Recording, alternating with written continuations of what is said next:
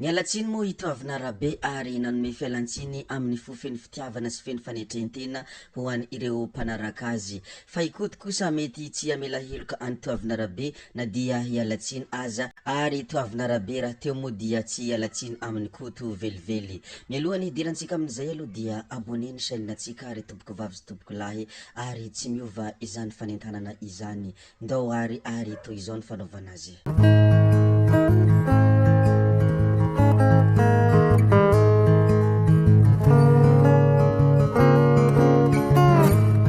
Natonga izahay te nilaza hoe ity zoky ity dia tsy azo famelan-kelika amin'ny koto velively na oviana satria anisan'ny olona tena mahasorena ny koto ity toavina rabe ity sy ny ilay namany anankiray izay antsoina hoe dadany Jemima. Rehefa milaza ny mikasika ny fitondrana ikoto dia ireo olona roa reo foana no hazony vaviny ary tena mahatezitra azy mafy. Ary i dadany Jemima raha teo moa dia mamaly, itoavina rabe koa dia mamaly any koto rehefa milaza ny mikasika izy roa reo ikoto, tsy maintsy mamaly izy reo ka lasa misy fifandonana sy fifandirana ao anatin'ny publication ao amin'ny tambajotra tserasera. Nohon zany na hialatsiny tahaky ninona ireo olona roa ireo dia tsy hamela heloka ireo mihitsy ikoto ary izaho mino marimarina kokoa fa ireo olona ireo dia tsy hialatsiny amin'ny koto velively. Anisan'ny antony izay tena tsy natiavan'ny koto ireto olona ireto moa raha araka ny fiheviny sy ny zavatra izay avokany ao amin'ny pejiny dia ny hoe ireto olona ireto dia tsy sasatra mitoraka voninkazo ho an'ny fitondram-panjakana ankehitriny, indrindrandrindra ho an'ny filoha Andry Rajoelina sy ministra Lalatina. Na efa hita misy zavatra mandeha amin'ny tsy tokony izy dia mankasitraka foana ireto olona ireto ary mitehaka mafy foana. Nohon zany dia tezitra ikoto rehefa niverina matetitetika ny zavatra fataony dadany Jemima sy toavina rabe satria ianareo ve ny mahazo tombony dia ny vahoaka malagasy no ambakena ho ikoto ary ianareo ve ny jamba tsy mahita ny zavamisy ankehitriny toy ny tsy fandriampahalemana, toy ny ireny fantrana tsy fananam-bola tsy fananan'asa reny ho ikoto ka izany no antony natezitra koto amin'ny ireto olona roa ireto. Ary ireto olona roa ireto koa dia mamaly any koto milaza ka manao hoe ianao ve jamba ka tsy mahita ny zavatra nataon'ny fitondram-panjakana be de be izay hita reny, mba mahaiza mankasitraka fa filoha Andry Nirina Rajoelina no anisan'ny filoha izay tena nanao indrindra ary tena misy ezaka sy finiavana indrindra fitiavan-tanindrazana hoy izy reo. Tsy mitovy araka zany ny fomba fihevitra sy ny foto-kevitra ka lasa tsy mifanaraka ny andaniny sy ny ankilany ka izany no navian'izy reo lasa mifampitifitifitra foana ao anatin'ny tambanjotra. Ka ny androany dia nialatsiny itoavina rabe ary nandefa fialantsiny ho an'ny ireo izay mpanaraka azy. Mazava ho azy fa ny fialantsiny izay ataony eto dia tsy mandeha amin'ny koto velively, enina mpanaraka azy azany koto dia tsy mandeha ho an'ny koto ny fialantsiny izay nataony toavina rabe teto androany. Fa mialohany hijerevantsika ny fialantsiny izay nataony toavina rabe dia ndeha hijerevantsika ny fanambarana izay nataony toavina rabe aloha, de rehefa vita izay dia ambarantsika ny fialantsiny izay nataony. Nilaza ny mikasika ny faritany izy sy ny teto Antananarivo ary nilaza indrindra ny mikasika ny Madagasikara raha atambatra izany rehetra izany.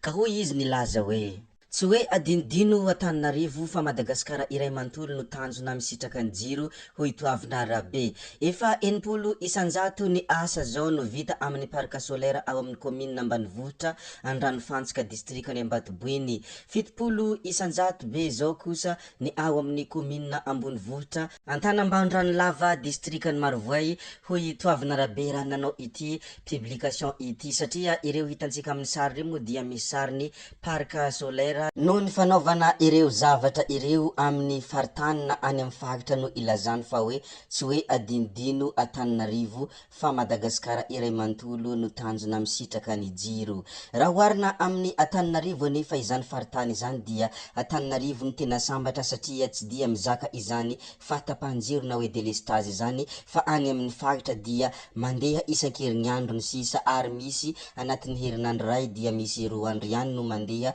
fa aty Antananarivo dia tapaka kely dia miverina. Nohony zany dia raha io parc solaire io dia tsy tokony hilazana hoe tsy hoe adinodino Antananarivo fa ny Madagasikara iray manontolo no tanjona.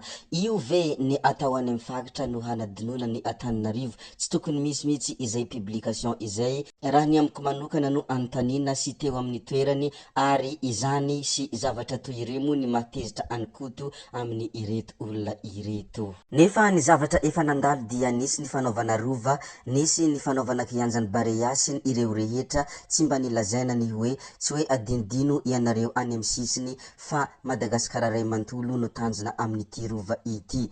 Nohony zany dia mahatezitra ny lezandy toy ireto, ohatra ny hoe misintona lakilosy zany sy olona manambaka olona marina, ka izany no mahatonga anikoto tezitra amin'ireto olona ireto ary tena tsy mitsitsy mihitsy.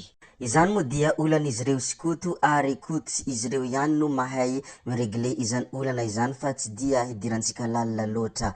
Ndeha hijerevantsika moa ny fialantsiny izay nataony Toavina Rabe ho an'ny mpanaraka azy. Tiako hotsipihina foana eto ikoto lehilahy Mahitsoambo dia anisan'ny mpanaraka ny compte ny Toavina Rabe fa tsy miantefa amin'ny koto mihitsy ity fialantsiny ity fa miantefa ho an'ny ireo izay mpanaraka any Toavina Rabe afa-tsy koto lehilahy Mahitsoambo irery ihany no tsy andehanany ity fialantsiny ity.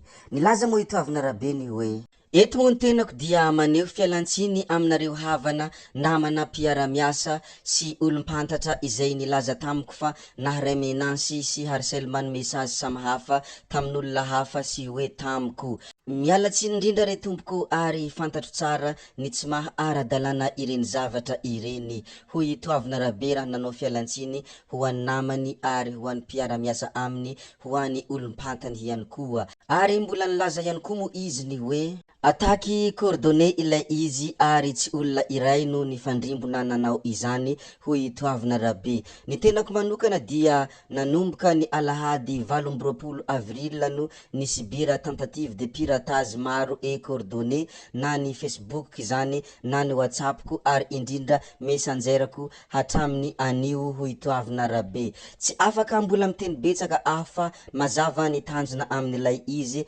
dia ny hamotika ahy sy hanala baraka araka ny message voaraiko sy voarainay. Misy amin'ireo manoratra sasany no mitaky vola ihany koa, hoy Rabe, amin'io compte io. Fantatro ireo olona nifarimbona tamin'izany, hoy Toavina Rabe, fantatro ny olona nanome baiko azy ireo araka ny traçage sy ny message voaray fa indrindra koa araka ny menace direct voaraiko sy voarainay. Sady mamaly ny fanotaninareo aho eny tompoko afaka mitory ianareo, mbola mamerina fialantsiny aho noho ny vesatry ny harcèlement nahazo anareo sy ny diffamation. Hatreo aloha ny azoko ambara, hoy Toavina Rabe. Mazava moa ny hafatra izay ambarany Toavina Rabe ny hoe afaka mitory ianareo ary nahazo menace direct ny tenany.